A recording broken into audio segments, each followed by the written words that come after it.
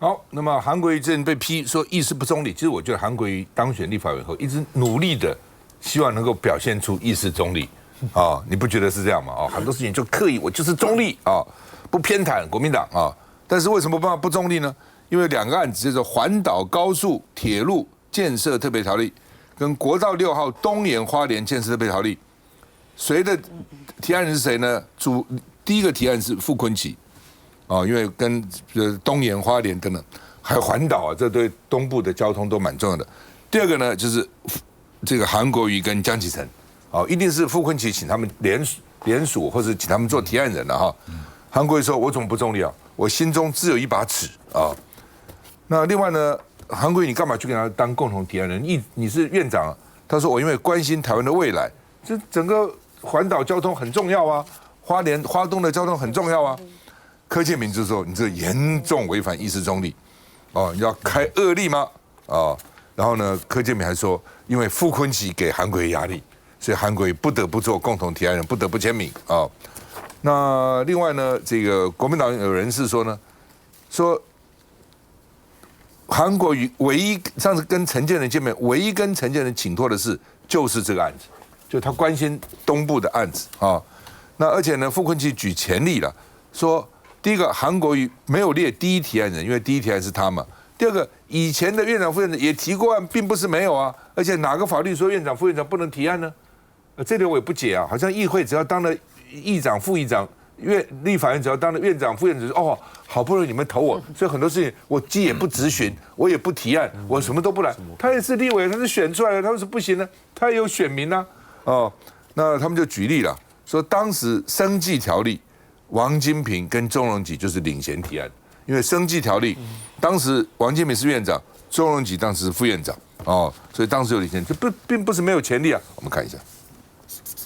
那我们会择期协商，让议事顺利进行。就算遇到自家人抗议，立法院长韩国瑜一贯保持中立，但现在却被绿营示警有违法疑虑。当然违反意识中立违法，院长意识中立必须要做到，韩院长自己也知道。全因韩国瑜在议案关系文上签名，就被点名为被意识中立，而韩江两人签署的，分别就是主张建构环岛高铁的环岛高铁建设特别条例草案，与开通南投到花莲的国道6号东延花莲建设特别条例草案，都与傅崐萁有密切相关。上礼拜五在院长室，我们在谈别的事情，啊，那副总他进来了，拿这个法案要叫韩院长签，周万来秘书长在旁边讲了一句话。说不宜了，立法组织法已经修了。质疑韩国瑜根本不该签名，绿营依据的是立院组织法第3条第2项规定，正副院长必须公平中立，但这是否代表不能提案，似乎没有明确规范。交通的平权，这不是一个政治攻防的法案，更是各个政党在过去总统大选中一致提出来的。过去王金平院长跟钟荣吉副院长对于台湾必须要发展的生技条例共同来提案。表示这个对国家发展的非常重大的一个高度。各位委员同仁，非常谢谢大家的这个支持。的确，把时间倒回扁时期的2007年，时任立法院长王金平、副院长钟荣吉就曾领衔提出生技新药产业发展条例草案，获得跨党派立委支持，最后3读过关，逐渐同为院长提案，却被视为违法作乱。所谓何来，或许不是表面上看到的这么简单。劝我们党他们自己策略比较好。那嘉宇怎么看？当然，我们的议事规则是有规定说，主席原则上不参与表决。那这个原则性的就是说，希望主席是能够在议事主持的时候维持中立。所以过去的惯例，在法律提案上，原则上各党可能有不同的看法或意见的时候，一般来说，立法院院长他是不会参与法律提案的联署。那王金平那个案子是比较特殊，因为那个生技条例当时是奠定国家台湾的一个生技产业未来发展一个非常重大的一个法案，是蓝绿都有共识，共同要在这个历史性的一个生技条例的重大法案上留下历史上的一页。那这一次韩国瑜所签署的这个法案呢，在某种程度上，大家会认为是比较傅崐萁个人他对于东岸、对于东部的高铁、对于东部的这个交通建设，他有他个人的不管是说他个人的这个使命感，或者是他个人的这个特殊的关系，他有这样子一个签署的动作，所以他去找了韩国瑜，希望韩国瑜能帮忙联署。那韩国瑜是不是真的真心支持，还是说如同这个杂志所报道的，韩国瑜是在傅崐萁在很多这个大家都在的情况之下，要韩国瑜联署，韩国瑜开始还没签，那后来不知道怎么样去签了这个法案。无论如何，我想韩国瑜都碍于傅崐萁的原因去签署了这样的法案，可是，一旦开了这个先例之后，以后的立委如果任何的法律提案都来找你韩国瑜签，你要不要签？如果你签了，是不是就代表你认同这个法案？你未来在主持议事的时候，大家就会说：“哎，你韩院长就是支持这个法案的啊，那你主持的中立性跟公正性就会被质疑。”其实这是对韩国瑜非常不公平的事情。所以，我们站在韩国瑜主持议事的立场上，某种程度，除非必要，否则韩国瑜真的不要去误入这样子的一个陷阱跟误区，对他未来担任立法院长的公正性，或未来参与法律提案的联署，可能都会产生后续的后遗症。那这个郑正兄，这件事情哈，其实不是小事情哈，这个是国家重大政策哈。那个交通部2020年的这个交通白皮就是叫西高铁东快铁哈，全台6小时生活圈，也是那个包括这个东部的这个也是蔡英文的解决东部交通问题的重大承诺啊。所以呢，这件事情不是傅崐萁个人的事情啦，所以这个那我觉得这个柯建这件事情啊比较特殊的一点，我觉得关键点在柯建铭，当然就是柯建铭去指控这样的事情啊。那柯建铭蛮怪的哈，就是这个从开议来到现在都是一种议会烽火战略这样子哦，到处放火啊，包括对白营也是这样的，不断的攻击啊。不断的攻击啊，包括最明显的就是我们开议第一天陈昭之的投票，那个所有的眼睛看的当然就是一种失误嘛，因为对选举结果没有任何影响嘛，但是他就要指控他就是跑票、人格污蔑，而且陈昭之会讲说他跟他过去是好朋友，他为什么要追杀他到这种地步？因为他现在是民众党的，不，但是呢，他现在民进党是弱势总统，国会没有过半，应该大家和谐一点，但他为什么采取这个烽火战略？这个是值得大家去观察的现象。郑姐，我觉得柯建铭他现在大概除了民进党总召之外，他更想要当立法院里面的风纪股长，所以他就经常去指指点点，就是各政党当中的一些事情哦。那我这边再拿一下，就说当时王金明跟钟荣吉他们提这个案子的时候，柯建铭也签名了。好，那刚刚春成兄他特别提到了说，其实就是西高铁、东快铁，其实这个也是蔡英文他主张的一个政策哦。所以说，难道民进党他们不支持全台变成一日生活圈吗？难道他们不支持国道6号东延到花莲这个能够解决全台的交通问题吗？那我觉得，如果说大家都觉得这个是对于整个全台的交通网路会更健全来说的时候，是一个正面的状态。那难道他们现在在打这件事情的时候，是表示他们其实并不认同，就是高铁的环线？或者是他们不支持，就是国道6号的一个东延，对。那如果说他们基本上也支持这个状态，因为这个其实也是之前蔡英文的一个政策跟主张的时候，那大家一起来提，我不觉得就是韩国瑜院长跟江以诚副院长他们一起参与提案有太大的问题。费翔，因为他是交通委员会，我蛮想问问柯总召有没有问过萧美琴副总统当选人，他支不支持这个提案？当年萧美琴副总统当选人，他在花莲选过立委，他这边蹲过点，他最清楚花莲的乡亲是瓦干扣掉。而我在这边可以感觉到说，柯总召的焦虑，因为过去8年基本上，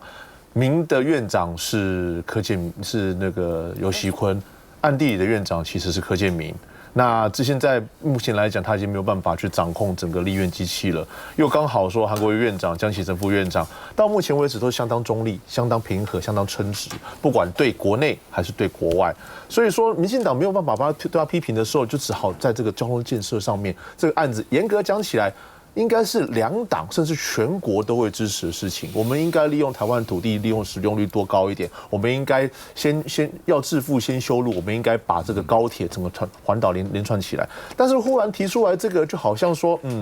因为我懂议事规则，因为我在立法院30年，所以你们都不懂。我觉得这个意味很重。那我也搞不懂说，我当副议长的时候，我也有质询啊，我也有投票啊，我也有提案啊。这个是我认为我当副议长，我对在基隆市的时候，我对基隆市我该付出的态度，我该做出来的提案。而跟议事规则，只要不违规，我做什么都是可以的。那今天韩国瑜院长跟江启臣副院长，他们是因为说希望把整个台湾的交通做好，把整个环岛的高铁做起来。我搞不懂为什么柯总召需要去讲说，那我们程序委员会的时候见之类的。我觉得像这样情绪性的发言大可不必，不需要把整个民进党党团甚至民进党陪进去。因为佩强做过基隆市的副议长啊，不过我是这样觉得了啊。刚刚嘉瑜讲的也没错，你做主席是不应该去表决的，主席他们不要表决，你们只有同票的时候，主席才可以表示意见。假如说你们在表决，我不，但是我觉得，甚至我认为质询提案，我觉得这也是他的权利啊。他有选民在那个地方，我不能因为当了议长、副议长、院长、副院长，我通通那下一次你就落选了。你不要以为当那个很好，你什么都没有表现，你光在那边敲锤子，下次为什么人家要选你？你当然要听你的选民讲话嘛啊！那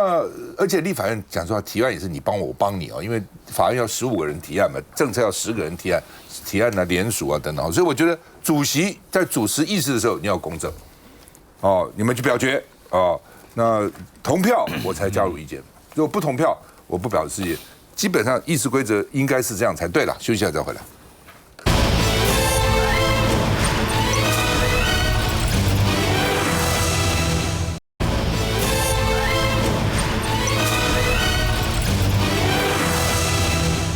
好，前2天传出来韩国瑜可能要拒接民主基金会董事长，不过昨天后来说要接了，为什么呢？就是说呢，民进党呢对民主基金会出手要架空韩国瑜，执行长要我派，而且呢董事呢我们要多一个541那这个所以呢政党代表本来是544，照理讲应该是541是国民党5个了，因为国民党民进党还多席次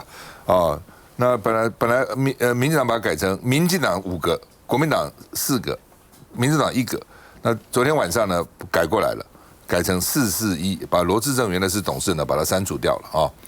那否则的话呢，541就变成这个，就算国民党加上民众党也是5，就变成5比5那到时候呢，董事长搞不好要抽签了、划拳了那韩国瑜说他愿意担任民主的帮手但是呢。他这个不满绿营这个卡他那另外呢，洪威也认为说，这个民主基金会故意在卡韩国瑜那而且呢，还有这个财经代表继承，到底怎么回事？是这样，就是昨天因为一开始他公布的政党代表的名单，就是出现民进党5，国民党4，民众党1。那就是大家就立刻舆论哗然所以这完全不符合现在在立法院的政党比例嘛。那我想他们也发现说，哎呀，这个实在吃相太难看了真的是完全不符合，所以他们就把罗致政刷掉了，所以就变成441。那你以为这样子的话，好像他跟这个国民党是差不多的，但是呢，我再去看他，因为他的董事的席次里面。政党代表只是其中一部分现在大概9席，但是呢，另外还有所谓的政府代表，政府代表里面包含韩国瑜，但另外2个，一个是吴钊燮，一个是林佳龙，你看2个已经是民进党了。另外呢，他还有一个所谓的财经代表叫做黄志芳，那黄志芳应该大家都认识，外交部长，他是之前的外交部长，所以民进党是完全的掌握他。那另外还有一个所谓的 NGO 代表，就是那个非政府组织的代表叫做陈秀慧。那陈秀慧呢，之前呢是民进党的立委就是不分区立委。所以你从这样的一个背景来看，我算一算，15席的董事里面，他掌握8席。我还没有去把它算到那个学者代表所以他这样夯不啷当，也就是民进党还是要死的去掌握。整个的这个董事的席次，让他完全的优势。好，第二个，他们现在第2战场是什么呢？就是执行长。到现在吴思瑶竟然还在讲说，这个执行长应该是总统府来推派。是真的莫名其妙，因为执行长的产生，在民主基金会的章程是白纸黑字写得非常清楚，也就是民主基金会的执行长是由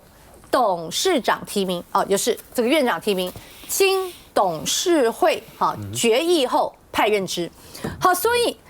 这个执行长的绝对不是说他们所讲的是，是应该由总统府去提名他啊，这个是完全不对。那是为什么这个韩国瑜就抢在这之前呢？他就说他已经找了学者卢业中那么担任执行长，而且卢业中已经首肯。那今天呢，就有媒体呢问我，那我相信就是民进党放出来的，说这个卢业中他呢从来没有任何的政治背景，他能够胜任吗？那我跟大家讲因为卢业中他是外交跟国际关系的专家他确实是学者出身，但是呢，他也担任过民主基金会的副执行长，他过去是当过副执行长，所以请问一下，他当过副执行长，他现在不能当执行长吗？然后另外，民进党现在众议的这个执行长是谁呢？是林佳龙的左右手。过去呢，你看就是林佳龙当台中市市长的，他的建设局的局长台湾港务公司的董事长林佳龙去哪他就去哪，这就是他所谓的应该由总统府指派。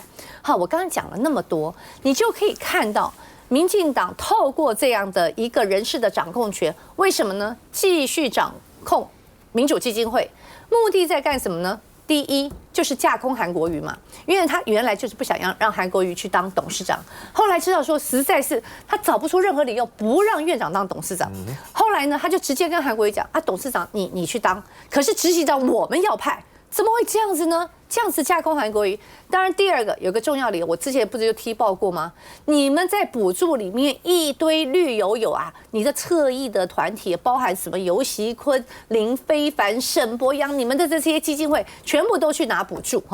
那所以等于说你的这个资金链不能断裂嘛。所以你这样子的一个去垄断台湾民主基金会，你真的是为公吗？还是为你自己的政党呢？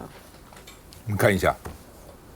台湾民主基金会董事长按照往例都是由立法院长来兼任，那么可以看到在官网上，这个政府代表已经改为了现任的立法院长韩国瑜。不过在政党代表上，明明民进党是国会的第二大党，这个席次却比国民党还多一席。董事名单中按政党比例提出的政党代表，3月6号公告名单，民进党拥有5席，身为国会最大党的国民党反而只有4席，民众党1席。传出韩国瑜不甘被架空，拒接董事长以示抗议，结果3月13号晚间，官网又改为蓝绿白政党比例4:4:1，而绿营被拿掉的1席是前立委罗致政。怒批绿营动手脚在卡韩，而民进党也反击。要卡韩卡什么地方我不知道，请大家不要凭空预测，强调一切都按照规定来。韩办表示尊重相关改任期程，而韩国瑜13号晚间则在脸书透露，他近期正努力邀请政大教授卢业中出任基金会执行长。我其实有在台湾民主基金会担任过副执行长，将近6年的时间。诚如韩院长所言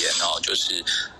后续可能还有一些程序要进行如果未来有机会，那我想我这边呢就是勇于承担，全力以赴。韩国瑜除了找学界人才，更借将台中市府新闻局副局长廖炯智任立院总务处长。韩院长跟我亲自敲定的你本身在中央跟地方都服务过，他也担任过部会的国会联络人。廖炯智公务人员资历20年，曾任内政部国会联络人、户政司科长。在这之前，不仅担任过防重，更组过乐团，被解读卢韩结盟，似乎已经悄悄改变党内的权力结构。好，那么这个卢业中被邀请担任这个执行长那另外呢，立法院的总务处长也内定叫做廖炯智，他原来是摇滚歌手哇，以后立法院可以多办一些摇滚这个音乐会。卢秀燕说是韩国瑜跟他一起这个来敲定的那到底怎样来这个佩祥？我以前在基金会里面待过了，其实也在这个民主基金会待过，是的。那个时候其实第一点就是执行长的确都是立法院院长提名的，然后在经过董事会指派的，没有错。我那时候的执行长是黄德福。那第二点就是人家说卢业中没有经验错，卢业中是3个副执行长，我记得一个是管国内，一个管国外，一个管我好像管智库，那他是国际部的副执行长，本来但是他的前任者是黄奎博教授，所以他们两个都是我的上司。那基本上。卢业中卢教授是从以前在政大的时候就帮民主基金会协办不少业务，包括说民主深化啦，包括说找政大学生去民主基金会里面开会啦。那时候是在那个马政府的时候，他就已经跟民主基金会有很多的业务上面的合作，所以政大外交系跟民主基金会并不陌生。那现在人家说他不值得当执行长，我也觉得很好奇，因为从我那时候帮忙是做克林顿第2次来台的那个演讲的时候，卢业中都一直在旁边，那已经10几年了，他为什么没有资格？我其实实在搞不太懂这一点。那另外一个是有关补助，因为我以前担任国际组的主任，所以我有去看每一个补助。那个时候国内部的补助来讲的话，不是说因为有政党的原因，所以基金会是因为那时候马政府执政，我们就不给率的，还是依照5:5。5:5的那个分布，比如说50万给民进党，50万给国民党，不会就是甚至说那时候还有台联，还有亲民党，我们也会以政党比例说他们的补助案，我们会给这样轨。那有些时候像他们出国案，我们会要求报告。有些时候像他们在国外的补助案的话，不管是 NED 还是说去像说 Heritage、Brookings 这些智库，我们都有不停的跟人家接触。但是严格讲起来，基金会为什么被人家重视？因为他们那个时候等于是一个外交部下面的地下外交部。另外一方面，又有人把它戏称说，这个是台湾跟美国之间针对反动势力的白手套。所以这个1亿5基本上是跟着美国而动的，而这1亿5的走向会跟未来怎么样？这立法院院长跟美国的高官，跟美国的现在 NED 是美国主权基金，他们之间的互动会是变得很重要的关系，也是为什么这一次在外交系统里面，民主基金会虽然是1亿5看起来很多，但是以外交部的经费来讲，其实也还好，所以是会牵动到这么大，因为它是在这个外交体系里面非常灵活的一个活棋。其实外交部白手套了，这是一个。第二个就是各政党大家分钱了啊，只要分得好，大家就没有讲话，大家就和睦相处了。休息一下再回来。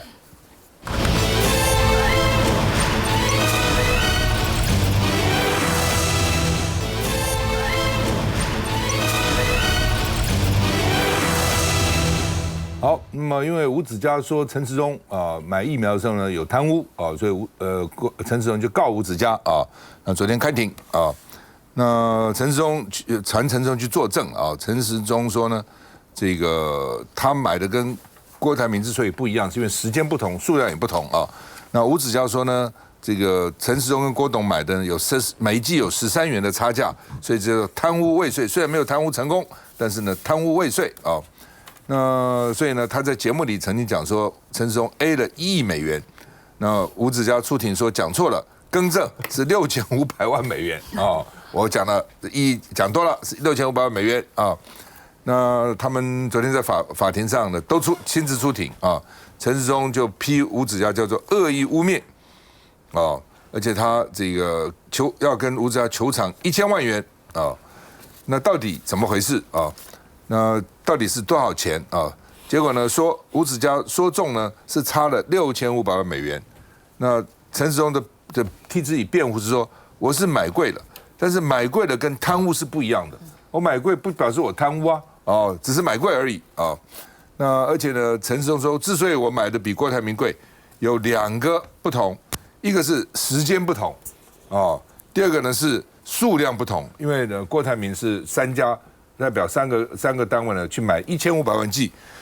那他们呢卫福部当时呢没有定那么大的量，所以呢比较贵。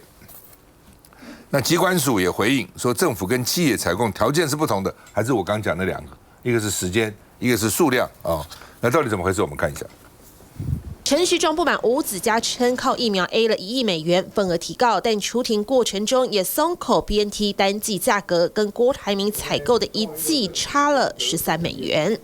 然后陈时中在庭上买在1月15号那一份跟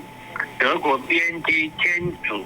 因为中共打压的情况之下，而无法完成的合约的单价是1剂43块钱美金，这是他第一次公开，就是他那个封存30年的合约。那陈时中在法庭上的说法证明了，这不是不能公开，只是不想公开。不满又被做文章，陈时中发文辩驳，指疫苗采购有2个原则：采购时间越早，价格越高；采购数量越多，价格越低。而回顾当时的采购，指挥中心比公司协力方式采购的到货日早半年，技术也比后者少，价格当然贵。目前只盼司法能还给自己清白，让正义伸张。好，那么国民党说把合约公开嘛，你说合约秘密什么？公开给我们看啊。那另外呢，王必胜说呢，3次因为时间的不同哦，所以呢价钱是有差别的啊，早的时候比较贵，晚的时候比较便宜啊。来，吴委员。这个其实很简单的问题嘛，哈，就是说陈时中讲的这个也是有道理啊，早买这是一般市场的原则嘛。但是其实这个很简单的，就把采购合约，这种公告事情然后呢一直打混。那我觉得我们现在的司法嘛，我还是要为我们这个高虹安高市长那讲来就几十万了，我在几十万。搞的事情搞到这样子搞得头版头条，每天追杀，连泼咖啡那个剧情都可以演电影这样子。5个黄金检察官出来对，然后我排出的那个阵仗，然后追杀不停，追杀了一整年，从选前到现在那这个为了几十万花掉了这个整个的司法的资本，然后这么大的事情就很简单的事情就不做，所以我们现在的司法这完全当做这个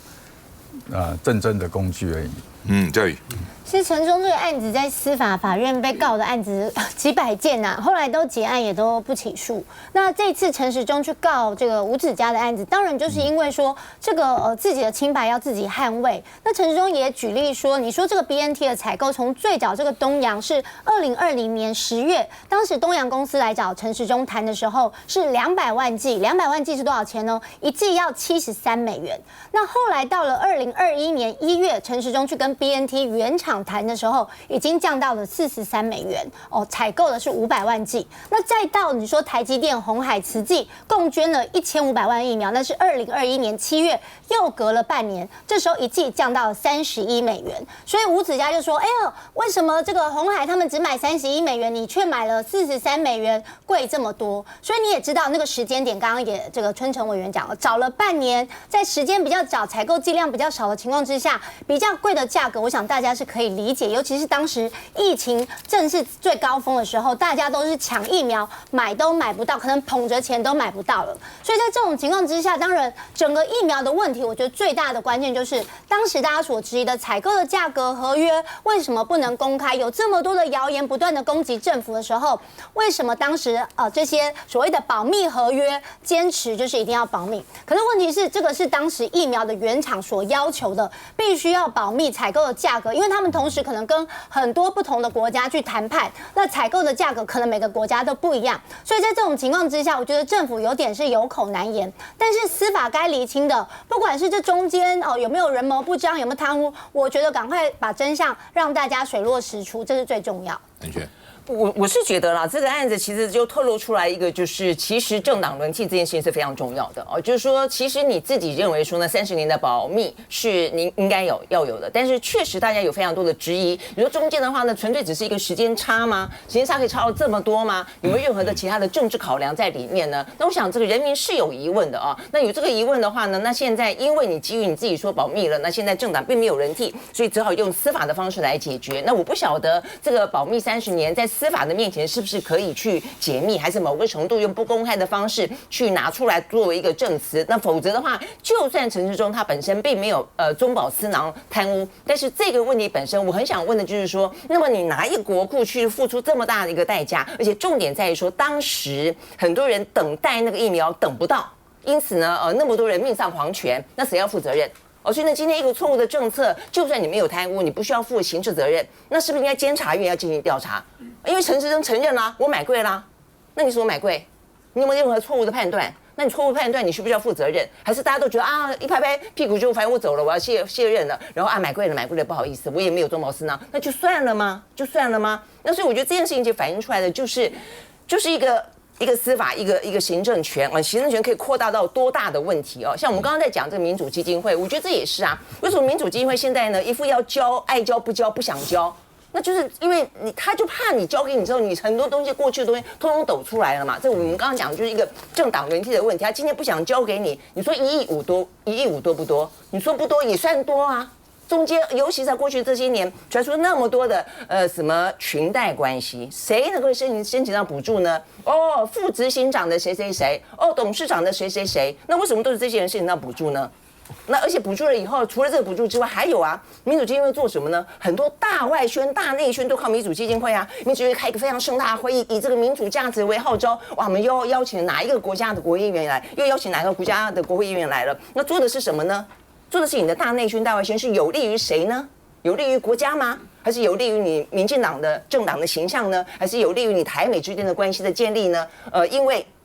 这个美国希望有人帮他出钱，去找一些这个海外的这个反中人士啊，那你说是不是谁要出点钱？所以我的意思说，其实为什么大家很想要获取政权？因为除了政府的职缺之外，太多这种什么基金会啊，什么东西里面的钱，一个1亿多，一个1亿多，通通加起来多少钱啊？多好分啊！而且这个位置也好分，钱也好分。所以我觉得其实很奇怪啦。你说好这个民主基金会，比如说除了一个钱的问题，他是不是怕别人看得到你的账，这个账臭不可闻？再一个就是说，你明明都已经可能应该要交了，你既然可以突然之间去处理人事换董事，就像是目前现在过渡内阁，如果突然间我给你换部长，这样有道理吗？政委很怪嘛。OK， 我真的要感谢吴子嘉董事长被告哦，因为如果没有被告，我们都还没有办法证实那差距是13块。那这就让我想到，我们在上一届在立法院的时候呢，我们光在卫环委员会就打了2次架，为了要知道这个采购合约，你知道吗？打了2次架之后呢，后来看到的数字还是被盖过去的数字，还不是真正的数字。你看，那我就在想说，民进党到底在搞什么？那他如果说，比方说这个东西要封存30年，到法院这边来才能够揭露的时候，那我就讲说，他们之前是不是想把它盖起来，不给归给拐，想要上下其手，想要做什么，就大家不得不怀疑嘛。那这过程当中，我再讲一个插曲，当时东洋找了就是民进党他们这边的时候，卫福部这边的时候，后来被卡住了之后，还出现了有一个插曲，就是据说是某吴姓委员带了香港的厂商雅各城想要切进来，那为什么会有这样的插曲出来？到现在也都没有说清楚啊，你知道？所以说，我觉得现在在打官司的时候，大家知道说，哦，原来是从43块跟30块的一个价差。那这过程当中的时候，不是说贪污未遂就表示这事情没有发生过。我觉得大家还是要去继续去追究，因为在整个疫苗过程当中，好多官司，像我自己也被告啊。为什么高端案，我们也因为开记者会被高端告，那我们也觉得说好，那我们就来看到说在法院当中，我们要怎么样把这东西把它呈现出来。好，那我觉得疫苗的采购当中的时候呢，我觉得反映出了民进党他们在这事情当中的时候，显然意图有一些上下其手，有一些不可告人的事情，否则我觉得就不需要这样去暗砍，要给归给搞拐，然后上下其手，我觉得这是很不应该的事情。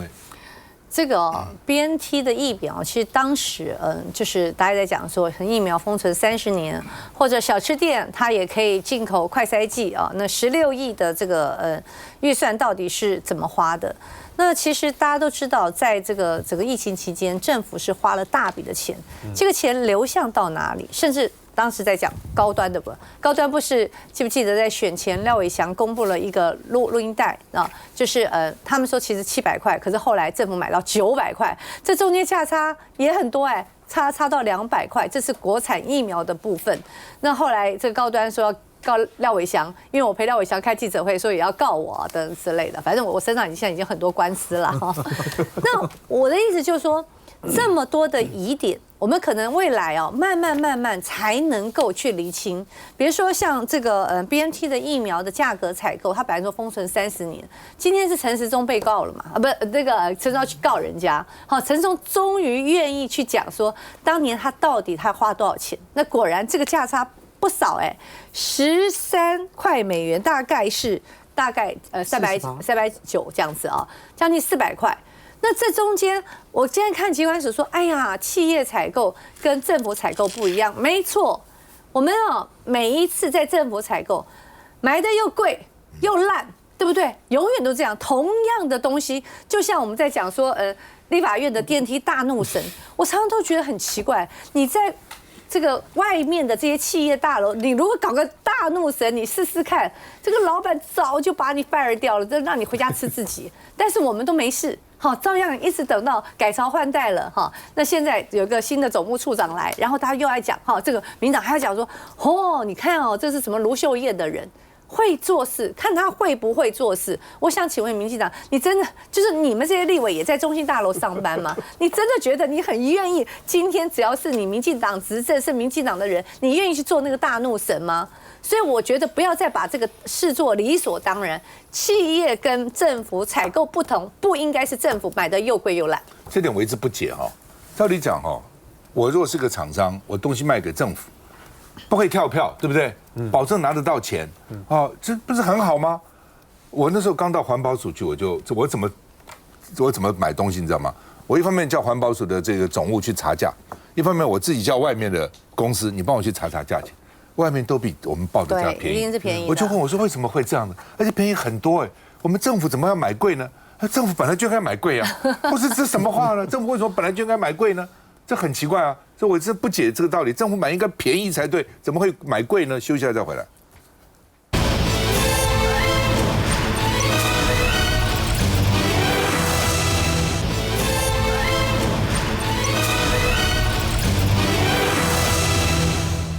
哎，数位发展部真的是我看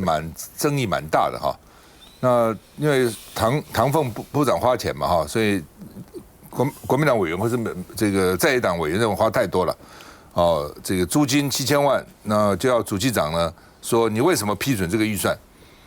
主计长说我没有权利给你们决标跟招标的资料，我没有权利给你们的那另外呢，这个唐凤他们被批评说天价租屋了那说1年半7000万，装潢3000万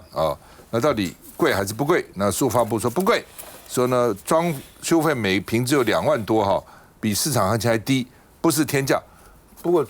办公室的装潢跟一般家里装潢是不一样，就是装潢就是天花板、地板弄一弄，其实几个隔间其实没有什么太多装潢嘛。那4亿租办公室，但不过唐凤说我们是6年1年出国329天那数发部说我们是便宜的因为我们租6年所以4亿算便宜的那另外呢，这个罗志祥很生气，说原来大家记得南门市场改建的时候呢，他们曾经用一个地方然后呢把摊商先放到那边去。那现在呢说将来要东门市场要改建，也想要这个地方让摊商进去，不过那个地方大概在距南门跟东门差不多，在这个都不远的地方了那当时中央就说数发部 NCC 要盖大楼，所以呢拒绝台北市政府继续用地，不再租你们了。可是呢上个礼拜他质询唐凤的时候，唐凤说。我没有要用这块地没有用搞了半天，那怎么回事？那财政部的公文怎么发的？为什么说不准台北市租这蛮扯的。我们看一下。咱两个找时间，包括新家长，咱看是空金马甲是不是？就主计长朱泽民去数发部办公室一探究竟，民众党立委张喜凯要看看3000万装潢费花在哪里。数位部起的办公室用掉3000万的装潢。而且还是半个而已它有两个地方，对不对？它一个星光大楼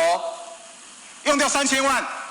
差不多跟我们115个立法委员的装潢费用差不多。质疑数发部办公室1年半花7000万租金，加上3000万的装潢费，要主计处给决招标资料，主计长却说没都。我这边不能调，我没有那个权利通过宪。医生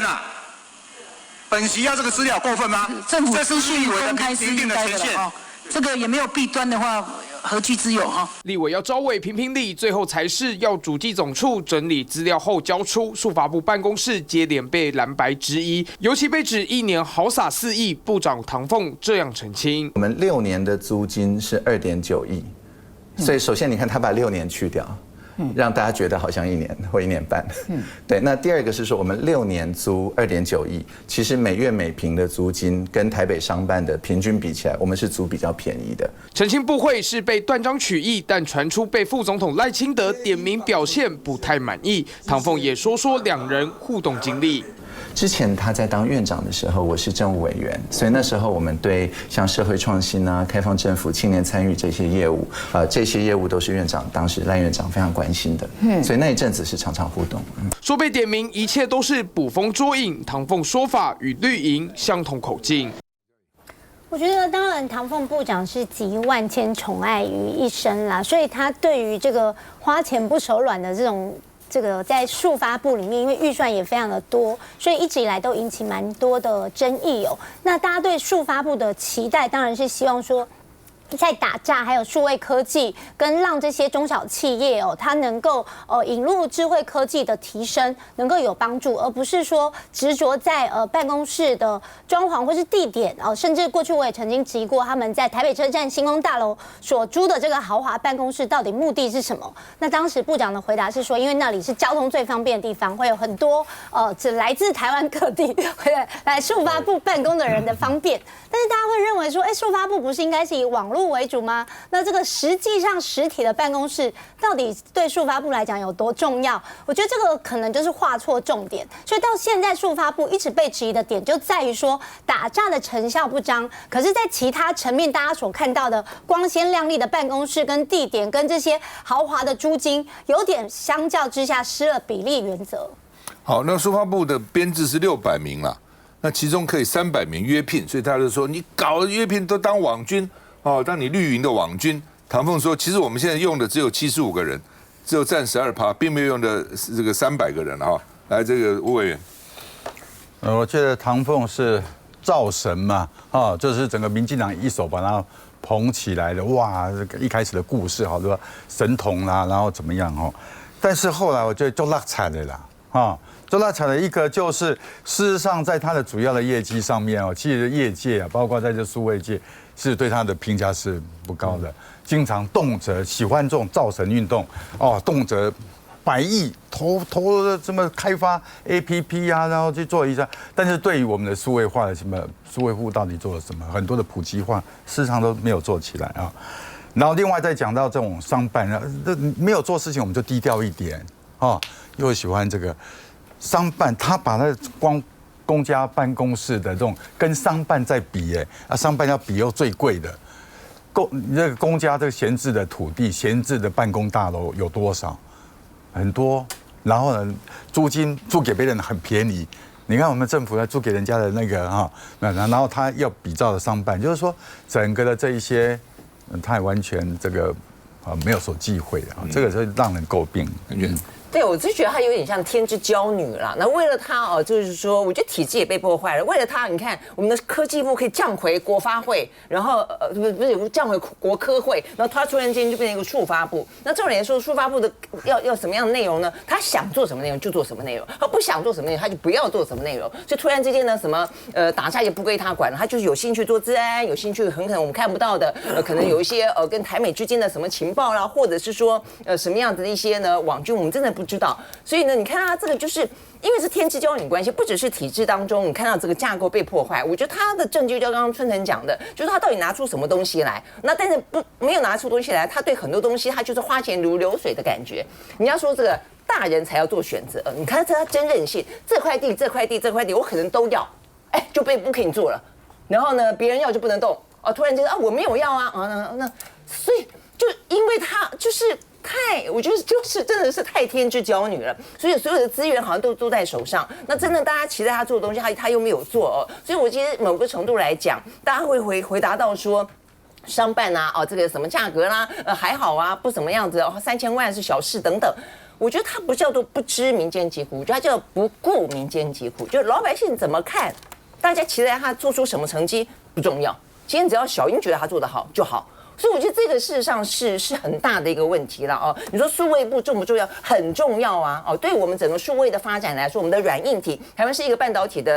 岛，对，最近大家还在讨论，我们几乎孤注一掷，我们所有的产业就是扭曲，就是不平衡到只有半导体，那其他的部分呢？那如果说你软体也起来，会不会好一点呢？那像这一部分事实上都是唐凤可以做的事情，应该要做的事情我刚刚来之前才接见一个治安产业的协会，我刚来之前，然后他们对唐凤，我觉得的感觉是，唐凤是做政府的治安，是做政府的数位民主外交，是政府的 digital 数位化装饰，不是国家的，不是人民的。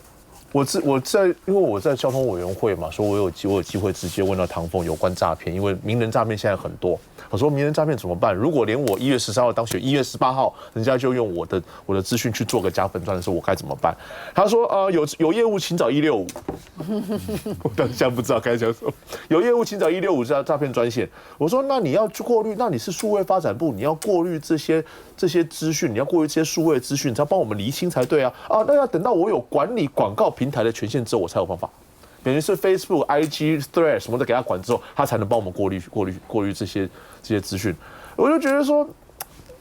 很多数位，包括一些我们自己数位界的，我不是数位界，不过有很多朋友在数位界里面，他说 Does he write the code？ 他写程式码吗？我们不知道。然后他好像不是。如果说科技部，如果数位发展部成立的目的是把台湾的科技、把台湾的数位产业带上一个正确的方向，那我觉得唐凤在上面严格讲是失职的，因为严格讲起来，他只做政府想做的事，他没有帮国家做事。郑建中。刚刚听嘉瑜委员在讲说唐凤集万千宠爱于一身的时候，我就感觉有一点酸哦。对，那我这边稍微讲一下，就是说他们。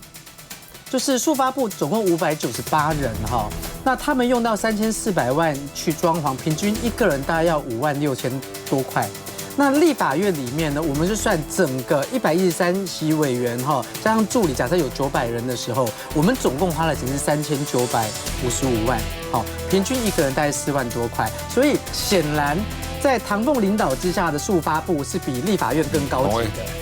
的。现在数发部蓝绿其实都不满意。那刚刚讲说。